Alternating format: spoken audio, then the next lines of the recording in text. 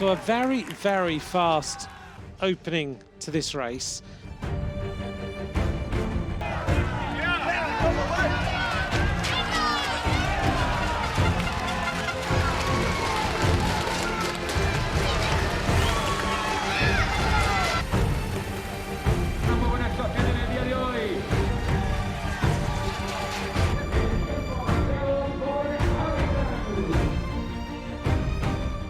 Is it going to be a win for Roglic? There's your answer. It is. Roglic takes the first red jersey.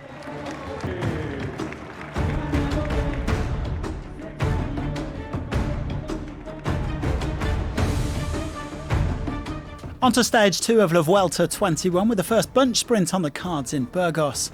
We start in Caleruega, which is hosting Vuelta for the very first time. No categorised climbs, but there could be echelons if the wind gets up on the exposed roads of the Burgos region. The fast men will be hoping to avoid any havoc so they can go for the win.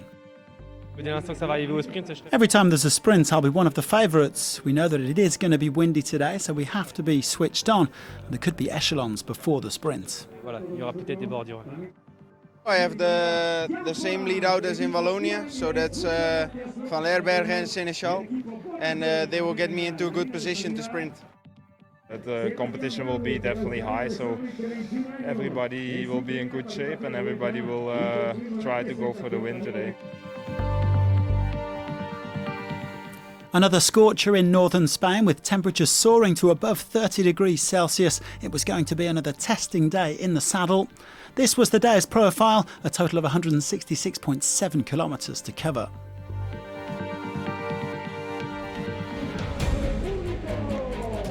Three men got into the day's breakaway from the three Spanish wildcard teams. Diego Rubio of Burgos VIII riding on their home roads here, Sergio Martin from Caja Rural Seguros RGA, and Xavier Miquel Asparen of Euskaltel Euskadi. They opened up an early gap of 4 minutes, but the sprint teams, who were wary of potential echelons, soon began to reel them back in. Plenty of concentration in the peloton, even if the pace wasn't outrageous. An average speed of 40 kilometres an hour for the first 2 hours of racing. The bunch just playing a bit of cat and mouse with the three escapees as their advantage dropped to around 2.5 minutes. Oh, a big crash here. Number of riders have hit the deck.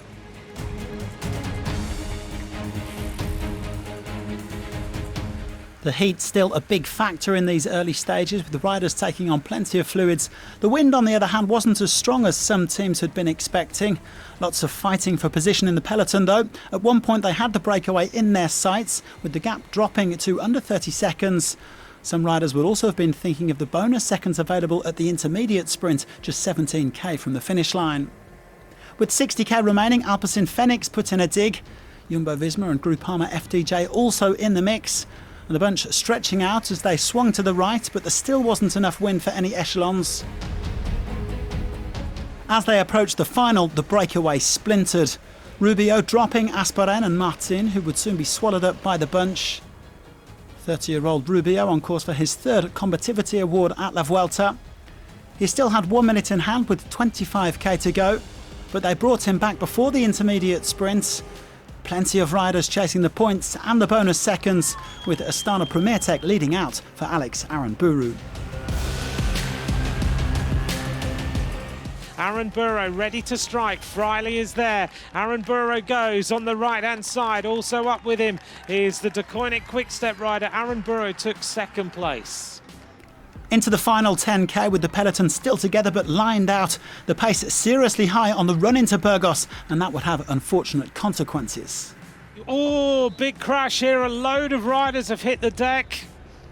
Just looking down to see who's here. Lotto Soudal, one rider down. Also a Bora rider down.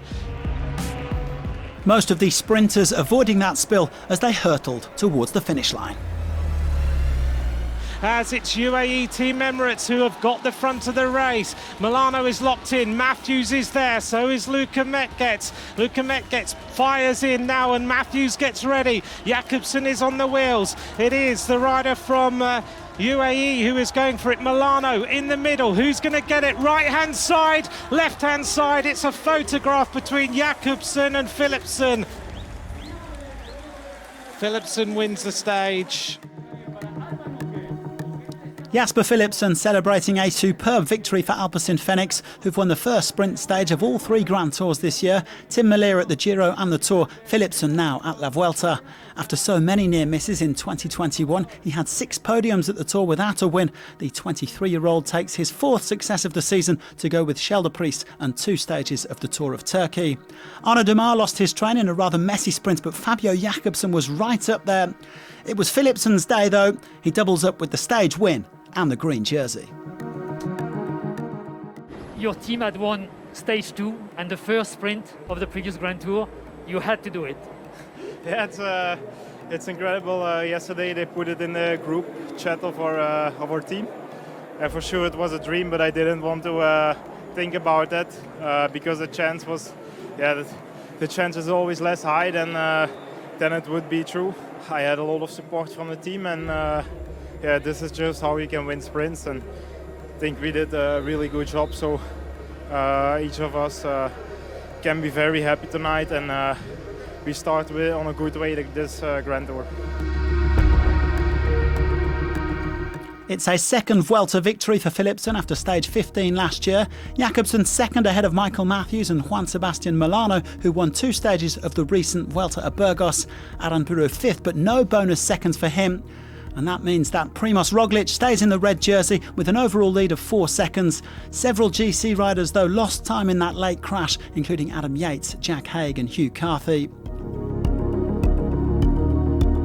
Philipsen now tops the points classification, but it's super tight. He, Jakobsen and Aranburu all on 50 points. The Belgian leads by virtue of his stage victory. No climbs today, so Sepp Kuss stays in polka dots, but there will be King of the Mountains points up for grabs on Monday. Andrea Baggioli also staying out of trouble. He remains the best young rider.